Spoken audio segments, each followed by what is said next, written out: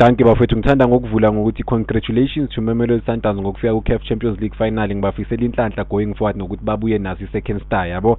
But umbuzo wami now, according to i-standards se-Mamelodi Sundowns, because i-league it's given ukuthi vele uzoyiwina ngoba une-super squad, ayikho i-team e-league pound to pound engakhompyutha nayo because you have the greatest squad ku-South African football yabo. So i-league very given.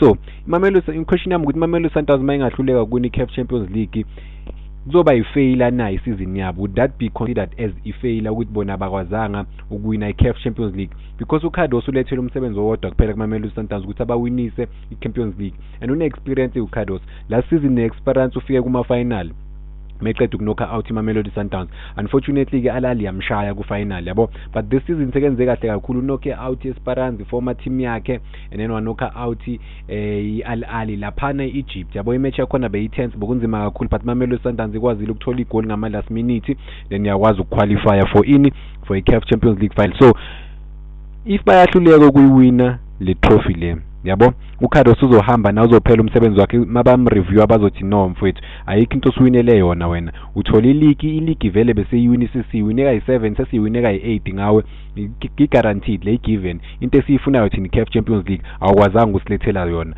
Or bazothi okay asikunike i-chance ngoba ubonisile ukuthi ukwazile ukushaya i-Al-Ahly ne-Esperance ama-team awu2, one of the biggest teams e-Africa, obokunzima throughout the years, especially kuma-knockout stages uthi Mamelodi Sundowns uyashaya lama-team lawo yabo.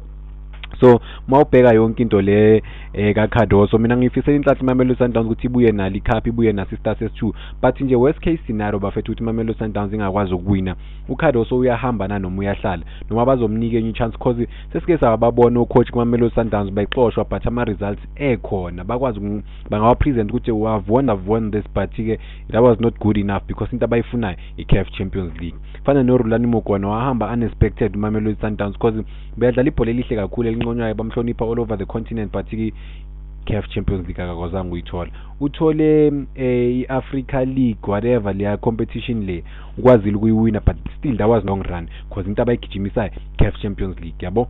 So Khados if upresenter i-league nje kuphela, is that good enough for Mamelodi Sundowns standard after my investment angaka bawenzile yabo? CAF Champions League Mamelodi Sundowns mele babuye nayo iphila, kumnyama kubovu mele bayishaya iPyramids.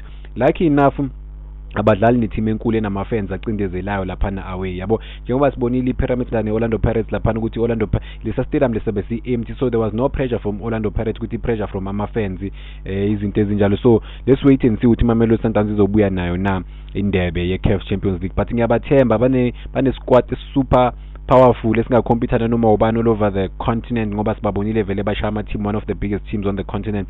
So iMamelodi Sundowns yakule final le kuwa favorite vele ukuthi bazoyishaya iPyramids. iPyramids ke but kenza kahle kakhulu kule league yakhona.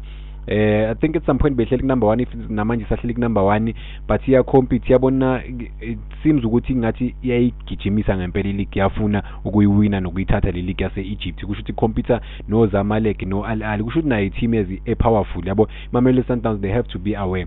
But ke asibuyele ku question yami, if Mamelodi Sundowns iyahluleka ukuwina i-CAF Champions League, is this season considered as failure according to standards eMamelodi Sundowns na? uKhados uyahlala noma uyahamba because ulethele yona i-CAF Champions League? Umbuzo wami bafowethu. But for mina the way ngibona ngakhona, even if akayiwini this season kumele bamnike i-next season at least last chance ukuthi okay let's give you a full season uziprove ukuthi ungenza kanjani yabo, because uKhados uyabonakala ukuthi une-experience ebhola lase-Africa, njengoba bekakhuluma nama-player ukuthi coach usithiphile ukuthi okay masiyodlala ne-Esperance this is what we can expect kanje nakanje nakanje. So une-inside intel yalama-team lawa afana nabo-Esperance, especially ama-team wase-North Africa udlale nawo kakhulu, ingakho iMamelodi Sundowns ikwazile ukwashaya. Danko.